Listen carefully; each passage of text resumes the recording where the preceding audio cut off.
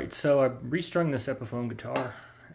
Hadn't restrung a guitar in a couple years, actually several, more than a couple. So that was actually pretty fun.